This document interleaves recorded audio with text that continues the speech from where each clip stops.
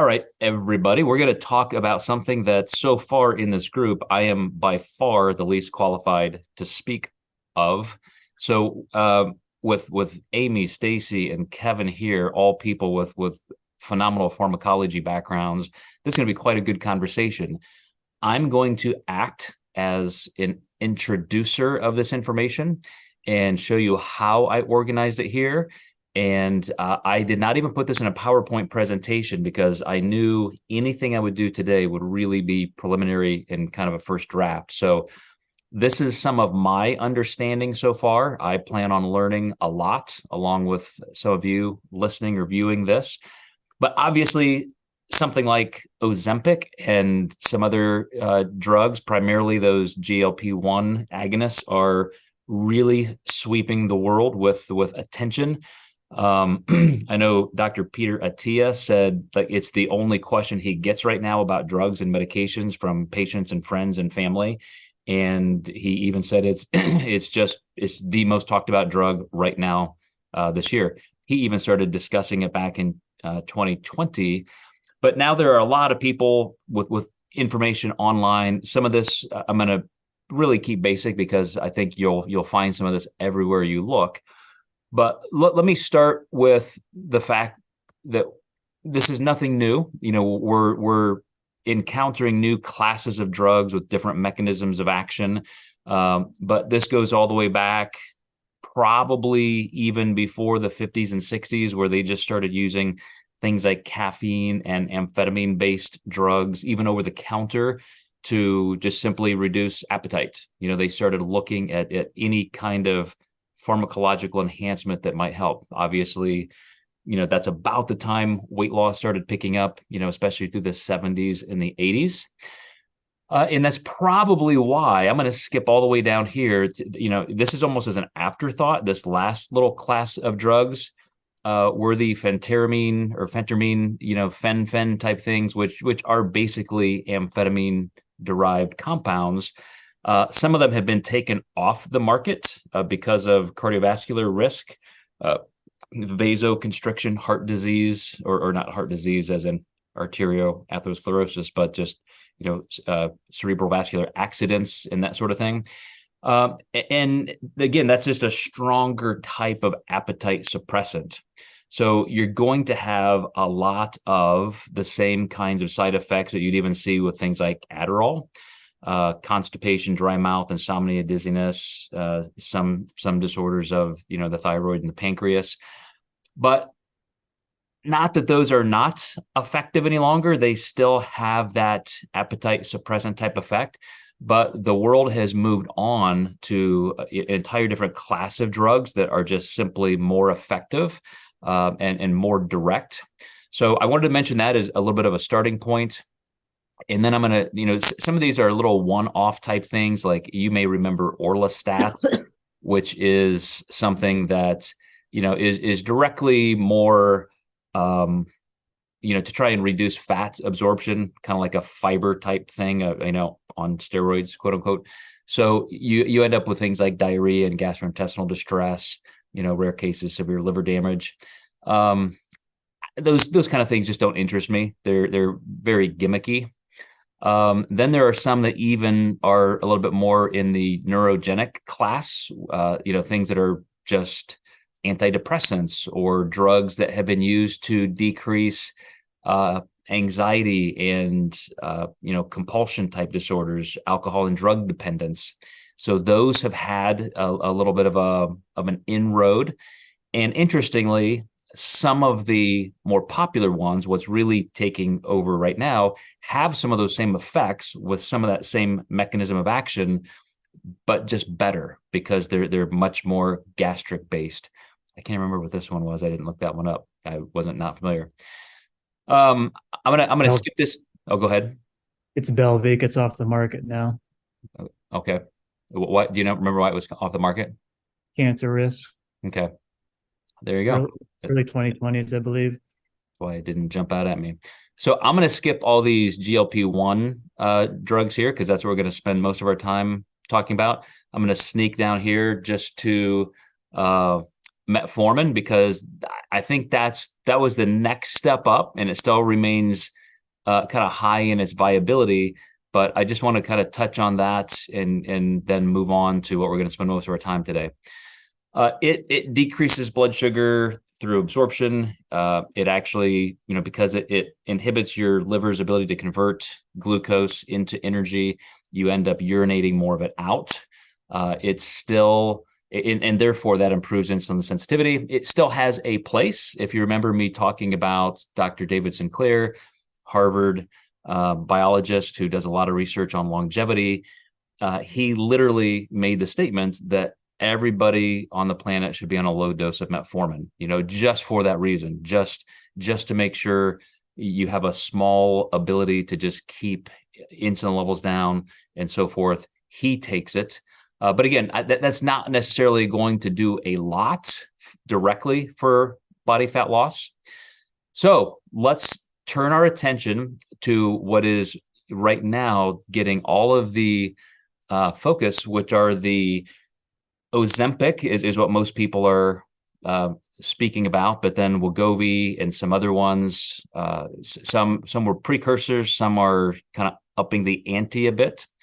But these glucagon mimickers are peptides. So let's talk first about peptides, because I think for anybody here watching this as a layperson, you really want to know what this is all about. Is it for me? Is it something I should be interested in? What are the side effects? I'm going to speak less about the biochemistry, less about the pharmacology, although I know we need to wade through some of that. That's why we have some great people here to assist. But as a glucagon-like peptide, these are smaller versions of proteins that are hormones or hormone mimickers or create some synergistic effect with hormones. Your body recognizes these things as normal and natural, so it has a more direct and predictable effect. It's not reactive like you would think of a normal medication. You use this medication to cause something.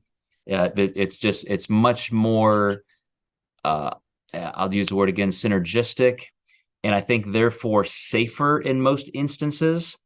And so there are some people, I listened to several doctors, from endocrinologists to, people who are really into longevity medicine, say that this is probably going to just take over the entire field of pharmacology. There, as of a year ago, there are about 50 known peptides that you could literally, order, your doctor could prescribe, you can inject. And now I think there are far more. And again, they're just finding that there is such a direct impact with fewer side effects. Now, the side effects are not nothing. Matter of fact, they can be very significant for some people. But let me explain a little bit about just insulin and glucagon, because we've talked about the insulin model and how that's not necessarily the driving, end all be all model of obesity and so forth, but it certainly still has its place. Just the state of obesity, fat, including saturated fat and trans fats, sometimes has more impact than sugar, even with, or carbohydrates, even with diabetics, type 1 diabetics and so forth. So you can't just myopically say everything is about sugar and insulin and so forth. But this is one of those places where it has at least the initial impact of a cascading effect. So I remember when I was 27 years old, had just finished my first doctorate in nutrition, and I was creating information to try to explain nutrition to clients. And again, kind of coming out of those 90s insulin model era, I had this huge chapter in my first book about insulin versus glucagon, these paired hormones that have opposite effects.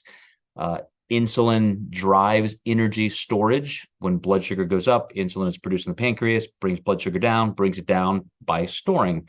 And the hero of the story is glucagon, because that's the retrieval hormone that signals for fat cells and glycogen to unbundle to release glucose, and then you have energy.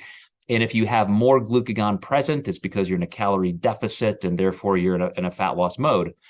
So it's a little counterintuitive to realize that these GLP-1 peptides are something that increases insulin. So you're going to increase insulin and decrease glucagon, and that has a fat loss effect, which is exactly the opposite of the way I just biochemically described it. But there are a couple more steps in it. It's not just acting on the pancreas and how things are being released between those two hormones. It's also, therefore, having some effects on the receptor sites of the target organs and tissues.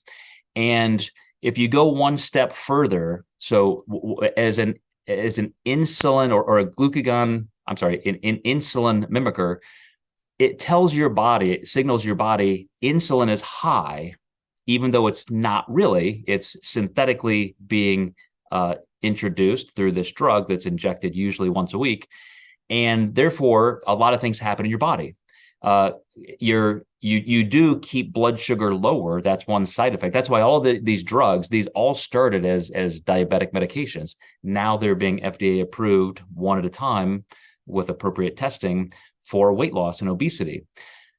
But they also directly impact your hypothalamus, which, as you know, controls hunger cues. And there are also some very targeted receptors in your gut itself, so that you literally slow down digestion. You get a barometric sensation of fullness. And so some of the side effects, because you are slowing down digestion, include stomach paralysis, vomiting. I'll explain that in a second. Constipation, diarrhea, that sensation of fullness, which a lot of people don't like, the sense of being bloated, people say often. So you can have all of these side effects depending on dosage, depending on your, just genetics and phenotype. And some doctors say these can be up to about 20%. So it's not a small chance. There's a pretty good chance you're going to have some of these side effects. Some physicians are finding that people kind of outgrow them. Some do not. There are cases of women who have taken these drugs like Ozempic for an entire year, and now they just can't stop vomiting. They're off the drug, they've lost their weight, and they're just spontaneously vomiting 4 or 5 times a day because they have literally, paralyzed parts of their GI system. So this is still not something for you to take lightly, because these are powerful, even though they're somewhat, quote, natural. There's reason to tread cautiously. And even something like, let me see which one. So where is it? Wegovy. That's the one that has already been approved for weight loss and obesity. And it's in higher amounts than even Ozempic was approved for. But you don't have to take those amounts. You can start slowly and that sort of thing. Again, obviously, prescription drugs. Most of these are injectable. They're trying to get some that are in oral form. But another thing that I thought was interesting, I'm going to actually scroll down here to some of my notes just so I don't forget anything. There were a couple physicians or researchers that, oh, by the way, some of these side effects, please don't skip over these. There are drug interaction cautions. There are some of these where you have suicidal ideation and high-ish of actual suicide.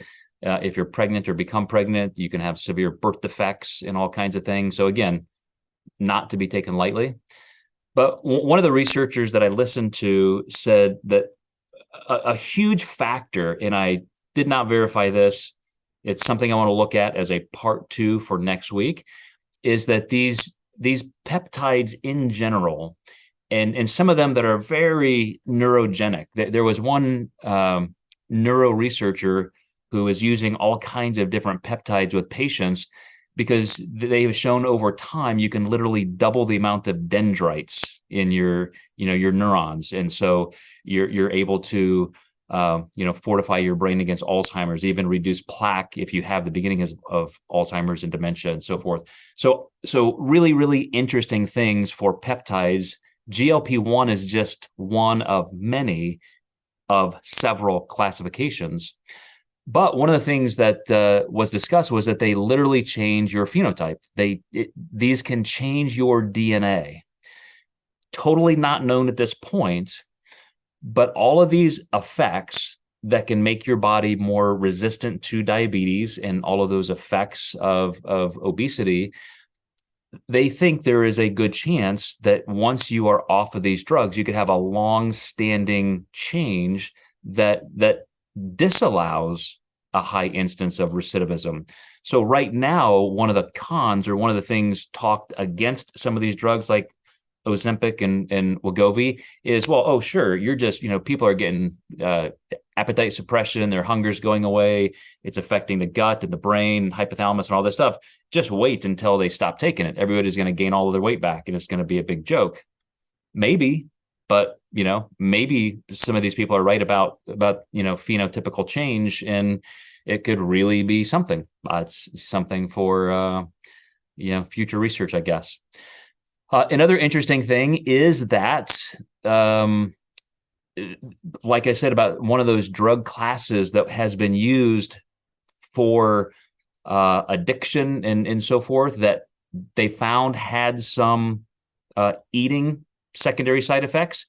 Likewise, this, which is targeted for hunger and satiety and so forth, they have crossover effects into other compulsive behaviors. So people who have maybe had other addictions, they take this for weight loss and they find all of a sudden they have no appetite for those risky behaviors and addictive behaviors. So another really interesting crossover. One physician researcher described the fact that this class of drug, this kind of peptide, because it was actually looked at initially as brain and neuronal anti-inflammatory medication, they still consider it that. These are incredibly anti-inflammatory in nature. And so they think some of these changes in the GI system are actually secondary effects from that. And so you're protecting your brain, your hypothalamus, you're again improving those neurogenic changes, dendritic increase in quantity and size. And so they think it's just almost allowing your brain to act better, to perceive things with more control.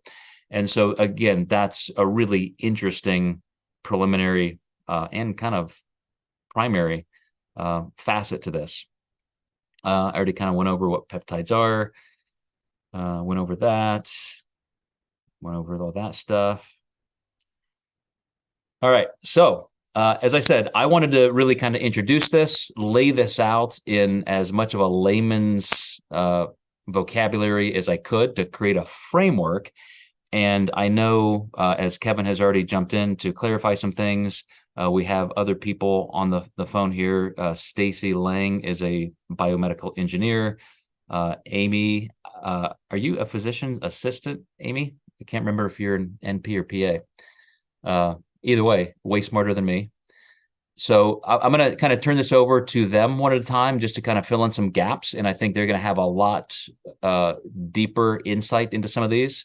So Amy, go ahead and jump back in there if you don't mind. I know you were going to answer me there if you have time.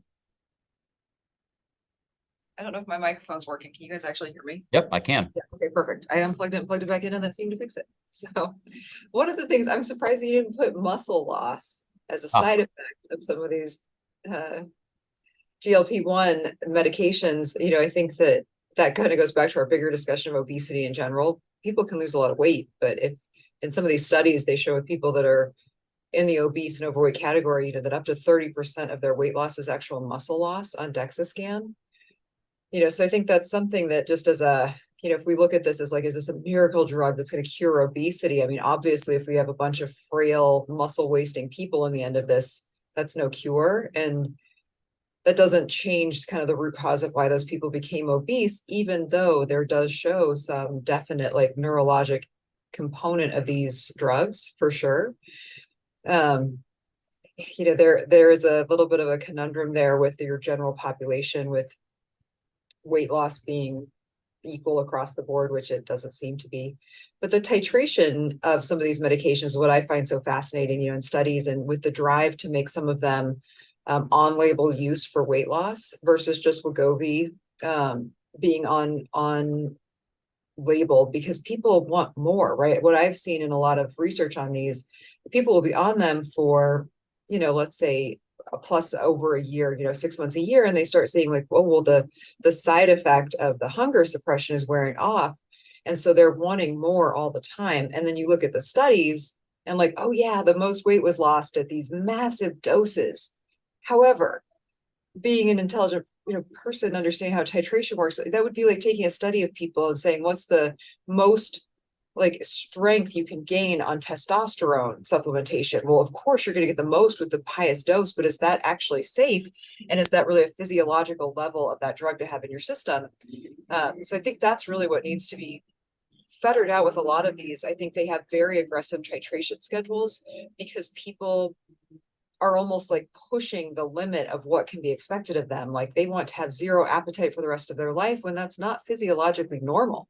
You need to have appetite as a kind of as a protective mechanism. So I think that's where it's going to be interesting to see how they end up, if these come on label for weight loss, how that's titrated and how that's dealt with once the side effect of the appetite suppression starts to wane.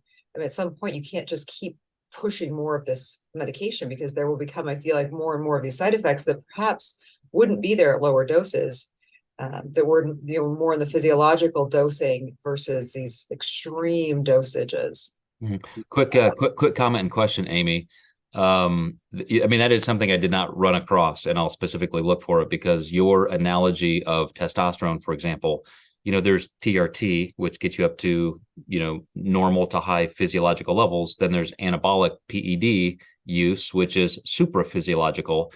To those people using the supraphysiological, it's obvious that you cycle, and because they're endogenous and you need to let your body, come off of that for many, many reasons. So it would be interesting to see if they find that with peptides because of the degradation effects you mentioned there. I will say that one researcher did bring up the muscle loss, and he said it's obviously extreme, as you said, when you're losing weight quickly, and people have such a depression of hunger that you're just going to be at a pretty aggressive calorie deficit, as if you were on a medically induced very low calorie diet of 500 to 700 calories. Those people are also going to lose a lot of lean body mass if they did it for a long time. But this physician said that is all in general population patients that don't have a really high instance of exercise. So with those who are training aggressively, there not only is not muscle loss, but the potential for muscle gain because of some other downstream effect. So you can either have a really, really bad effect, or you can actually have a pretty good effect. But one more thing before I let you answer that question. I also wanted to bring up the fact that I kind of skipped this. The next level, the next kind of generation of these GLP-1s is tirzepatide, which Mounjaro is the trade name, and it adds GIP, which is a gastric inhibitory peptide. So you end up using less of the GLP dose, and you add this to kind of magnify the effect. And they're showing in preliminary research, it's actually more effective than Wegovy and Ozempic. But it goes to what you're describing, which is you don't have to use as much of the GLP. So again, already starting to compound, as pharmaceutical companies want to do. Everybody wants to get their own patents and have something better. And the, quote, free market's impact of that may be better findings. Anyway, I'll turn it back over to you to kind of address that with the titration and so forth.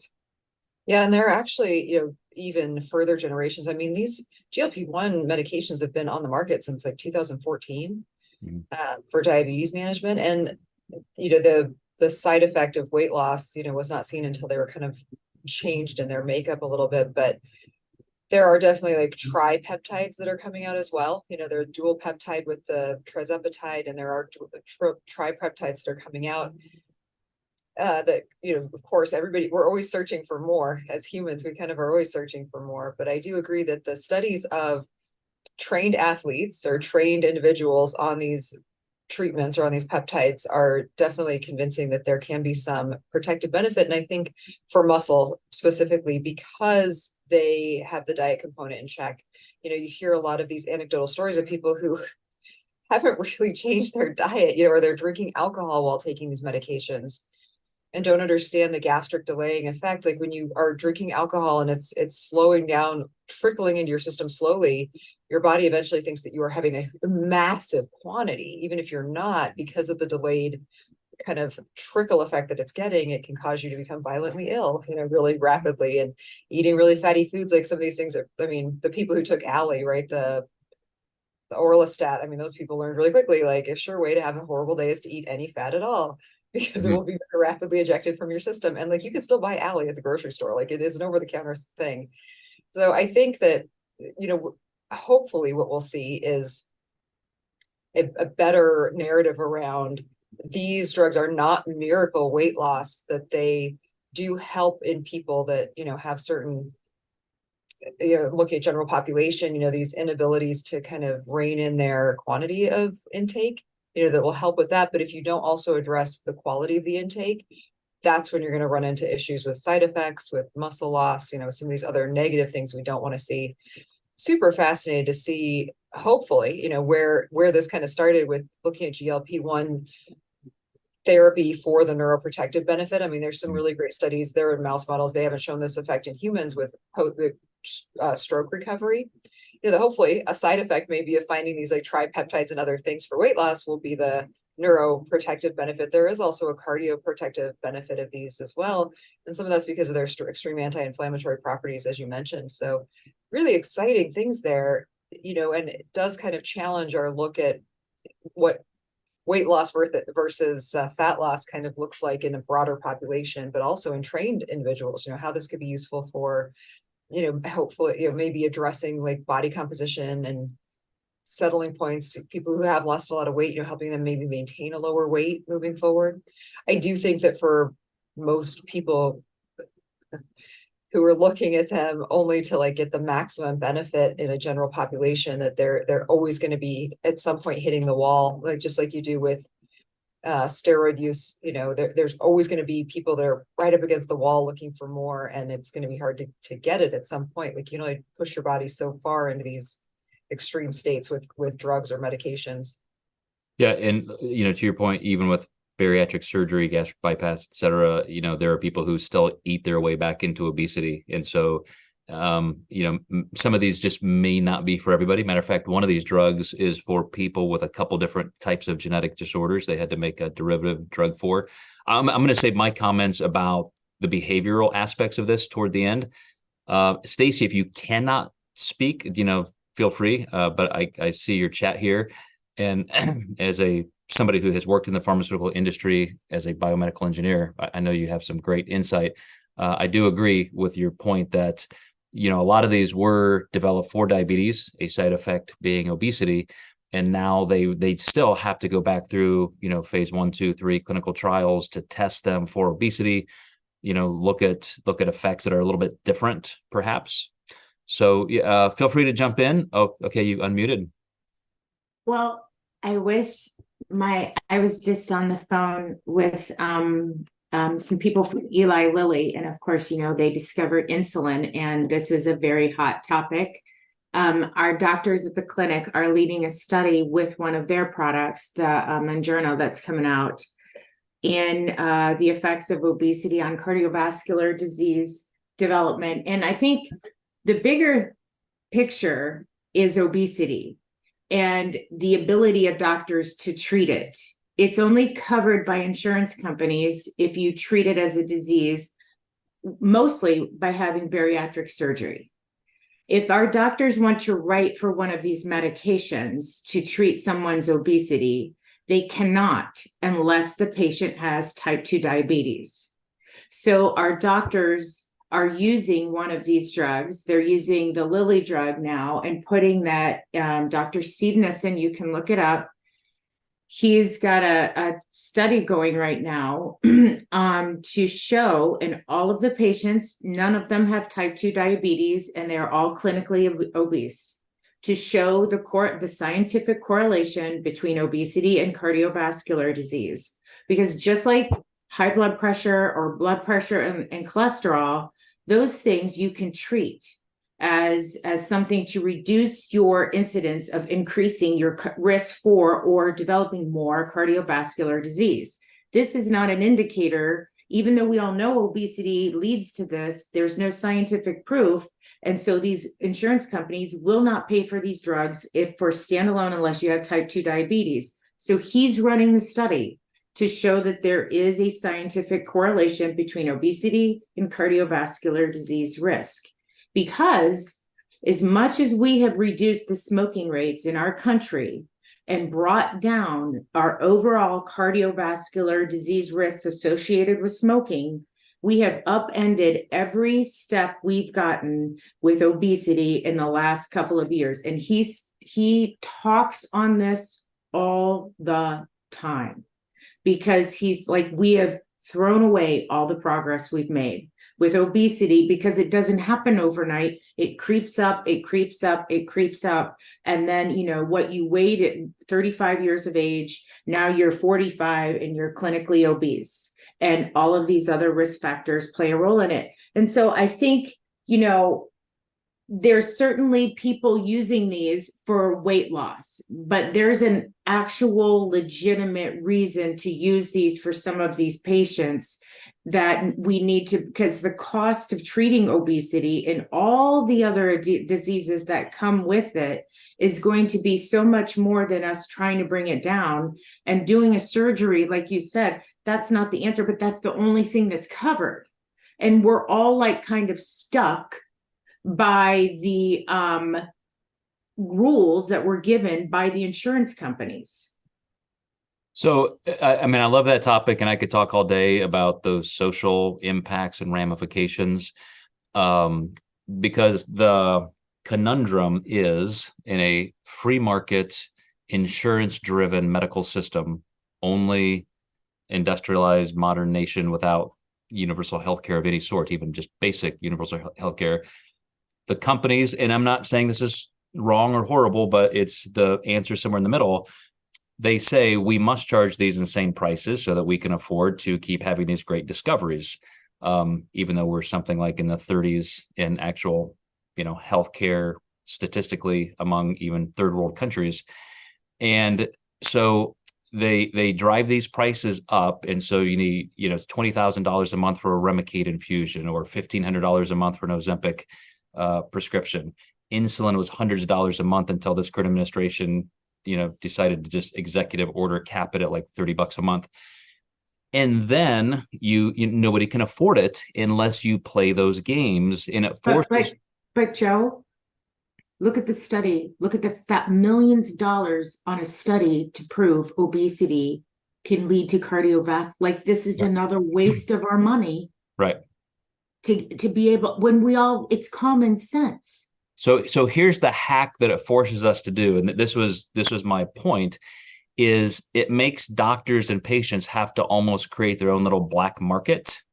Like, you know, you said you can't get this unless you have type 2 diabetes. And I know to prove type 2 diabetes, it's all driven by your blood sugar levels, which of course you have a 12-hour fast. I would never tell anybody to do this, but I wonder what would happen if you ate popsicles all night and drank, you know, Pepsi, you know, right before your blood sugar test. And oh my gosh, I have type 2 diabetes. My doctor can now give me a prescription. Doctors can create diagnoses for a lot of things without the metrics. You know, there's some gray area. You just need that diagnostic code. But anyway, I'm not going to, that's not about this. Yeah, private compounding, et cetera. Again, but that would be out of your pocket.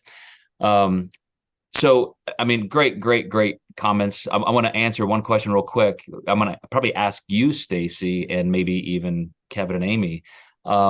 is there an actual physiological rebound effect after coming off of a GLP-1? Or is it just, as I would guess, logically, due to hunger and so forth increasing? But is there any kind of a physiological rebound we're aware of? Nothing in the research that I have seen. They have an extremely long half-life. So I think that that's part of it with people like, oh, like it was 2 weeks later, then all of a sudden the hunger came back. It's like, no, it's been slowly coming back. I think that's why, again, titration up and down is really key. And maintenance doses, for some, I mean, like Stacy was saying with things like high blood pressure and other conditions that we kind of treat chronically, we just assume that these are chronic conditions and need to be treated for life. Obesity, absolutely. There are people who will struggle no matter what, even after a gastric bypass. So there are people who maybe need to be on a low dose with additional counseling and help for their obesity for the rest of their life. Yes. And if you abruptly stop it, the effect is going to slowly wear off, but when it wears off, you're going to know, because it hasn't, the changes that it's made in the, kind of neuroprotective components of your brain are maybe still there, but if you haven't retrained those habits along the way, if you've kind of fought it or used it as a cheat, like you said in your intro to this, if you've just used it as a cheat and nothing else, and you haven't changed anything else in your life, then you haven't changed your habits. Like using this medication with kind of repatterning and rethinking lifestyle choices and those kinds of things, I think is really the key component in truly treating obesity.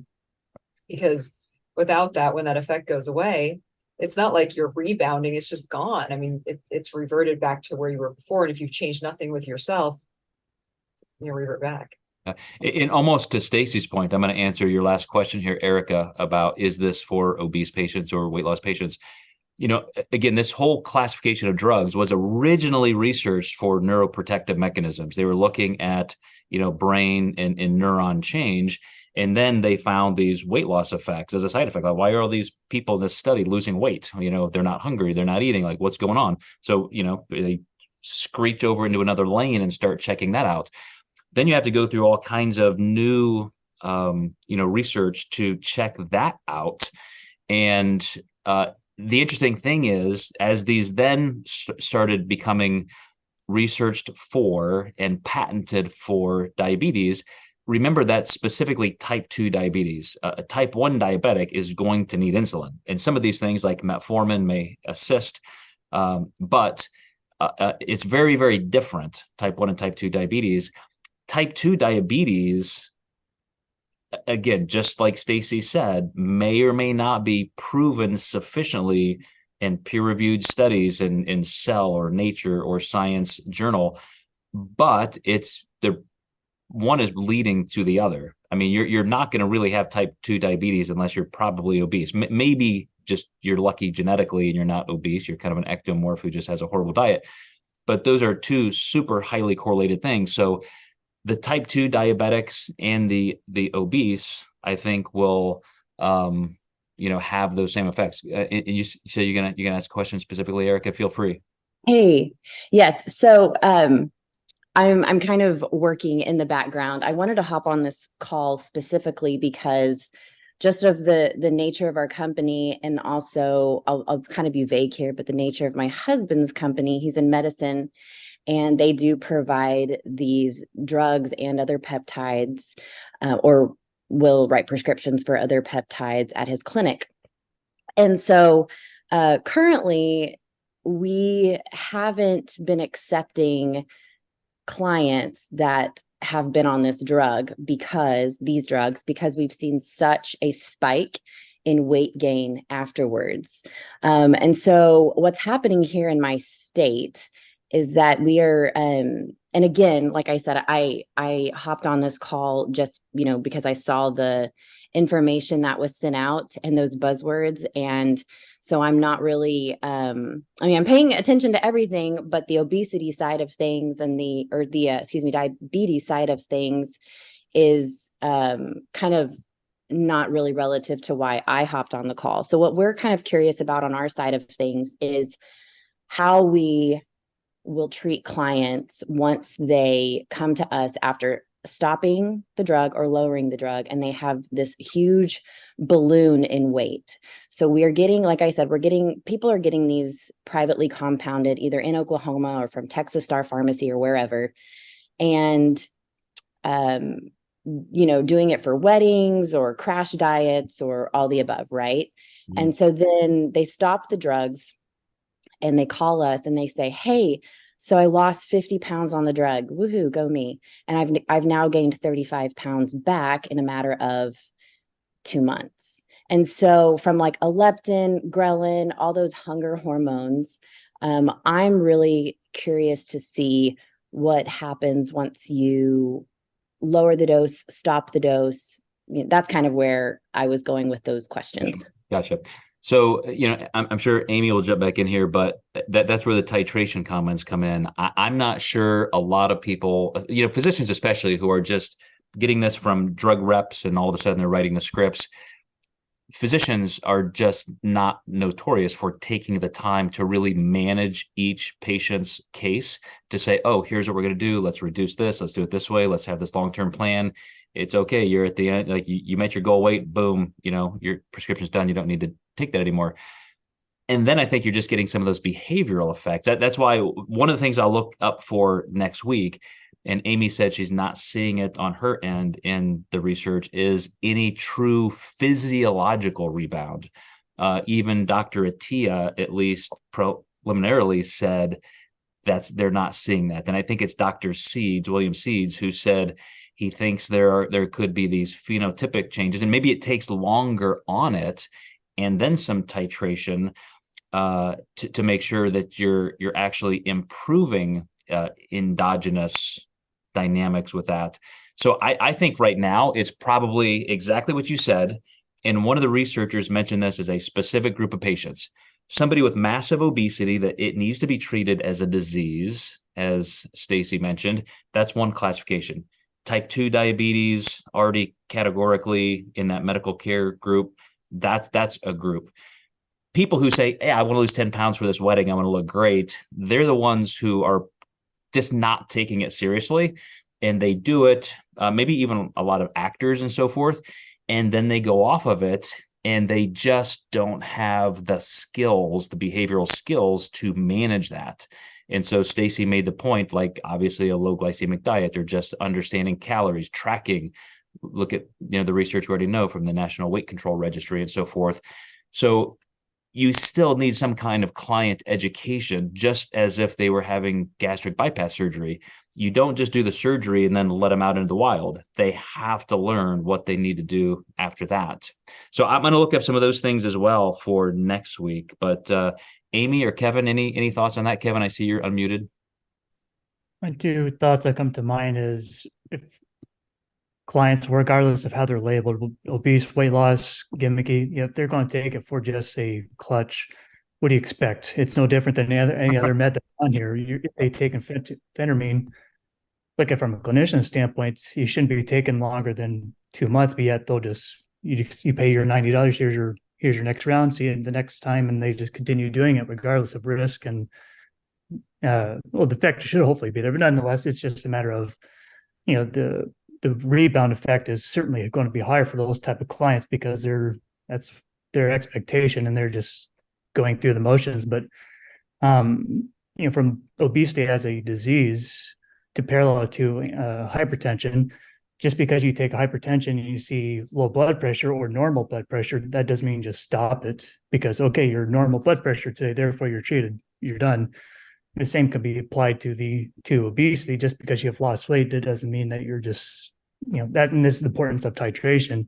You don't necessarily stop it. You could, but it depends on risk, et cetera, blah, blah, blah. But I think that's where endocrinologists or obesity specialists are best positioned to handle these, just because they're going to be able to manage this appropriately and analyze those risks versus just PCPs who are just giving it and not really evaluating every risk and progress, etc. But I wanted to say that. Well, I do fear, Kevin, too. I mean, it's not going to be an isolated thing. I'm going to just say, like, those are, the very unserious clientele or patient load coming in and they just want that quick fix. That's their mentality. Like you said, what do you expect?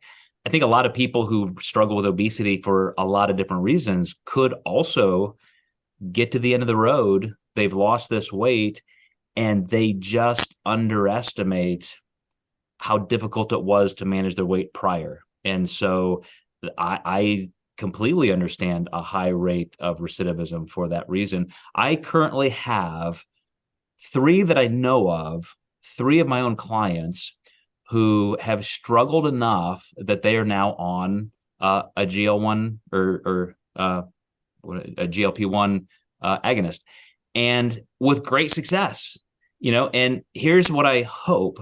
These are people who have worked with me, so they have some great skill building time already. They know the struggle. They've lost weight. They may have gained some back. They may have, just kind of skipped along the surface of the water, gaining, losing. And they take it seriously. And they went this route because as a way to protect their health, as Stacy was alluding to, it's like, and most physicians and researchers who are pro this, they say this is saving lives. And just like weight loss, if it takes a little time to get it right, if you start to gain a little back and you have to come back on or something like that, and you take that client education seriously the next round, those are still probably better outcomes than just not doing anything.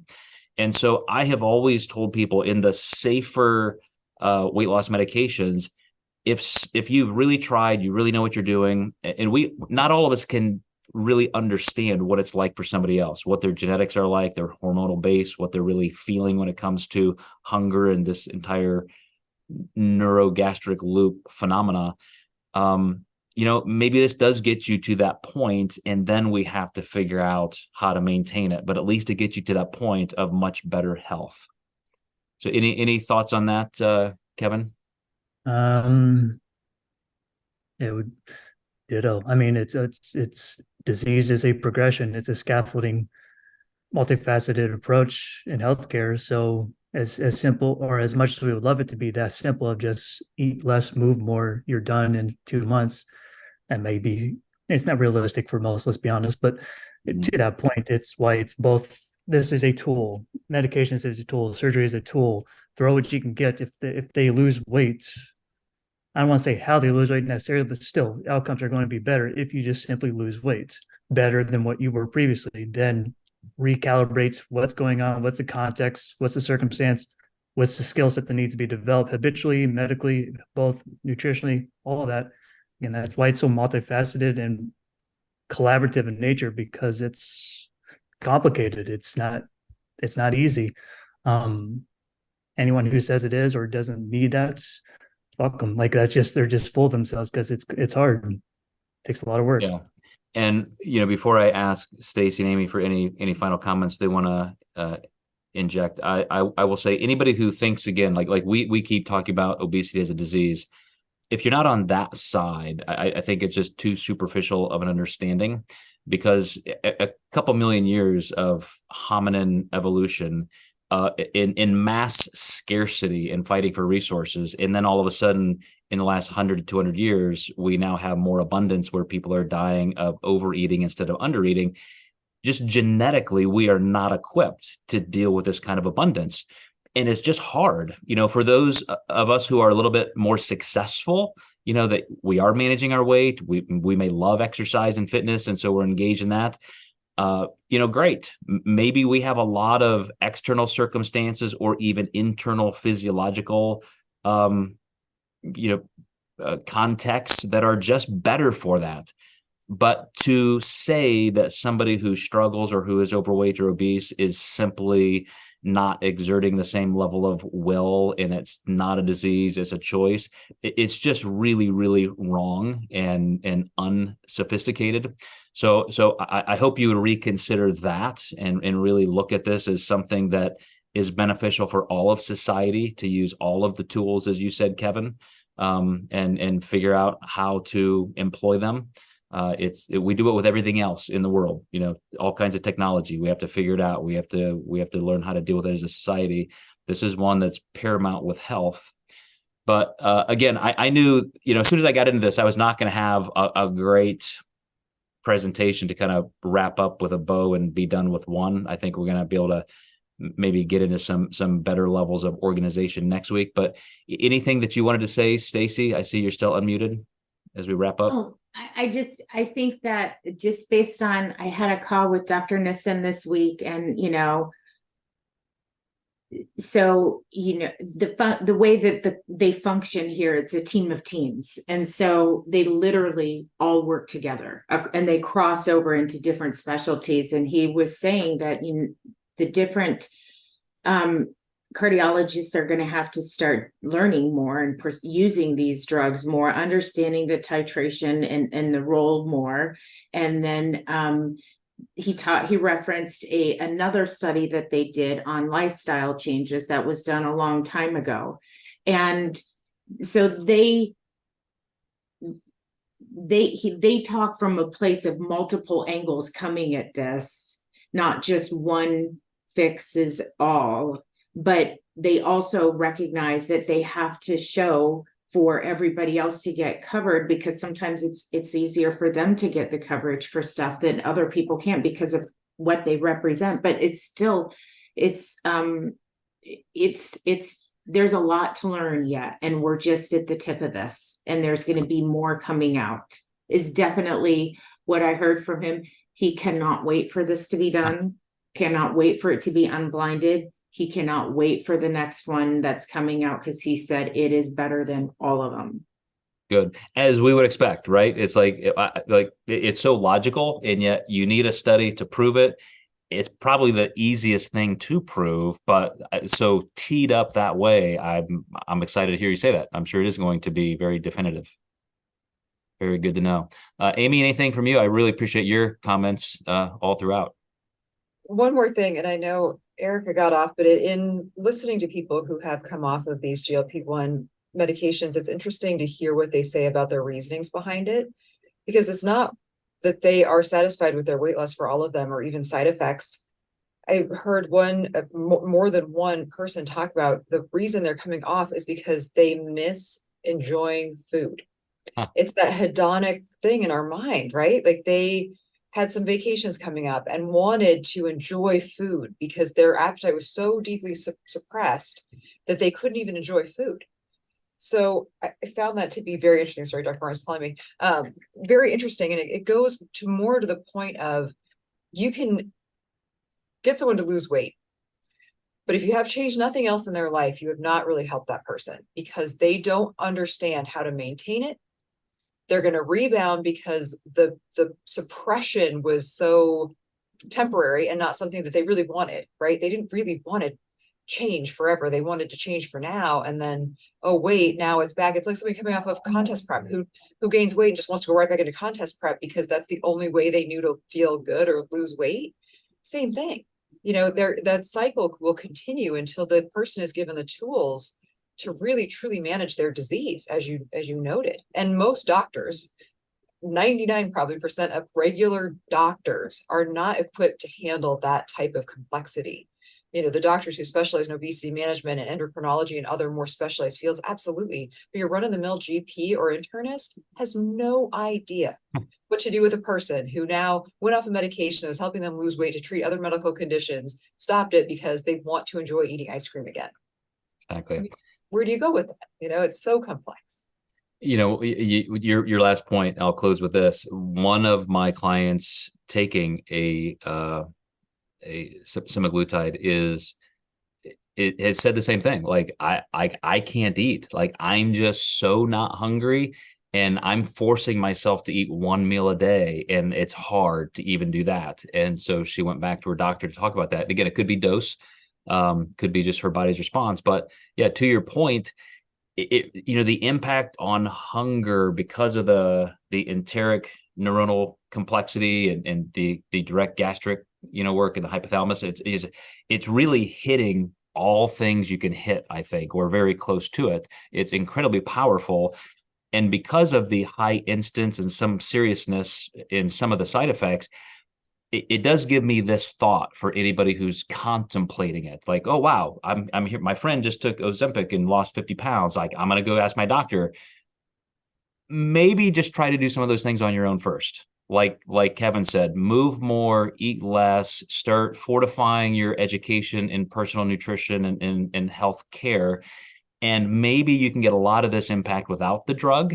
And then you don't have to worry about the impact, the side effects, the rebound. If you need something like this, again, we're even though it's been 2014, 2020, currently this year with some of these patents being approved, like we're kind of on the front end, but you can still do this without it. I mean, you really, really can. So if you need the tool, maybe it's something to explore, but sometimes just being presented all this information, you can say, wow, if those are all the mechanisms this does, and yet I can do all of those things myself with my food and nutrition and exercise, then, maybe that's the better path.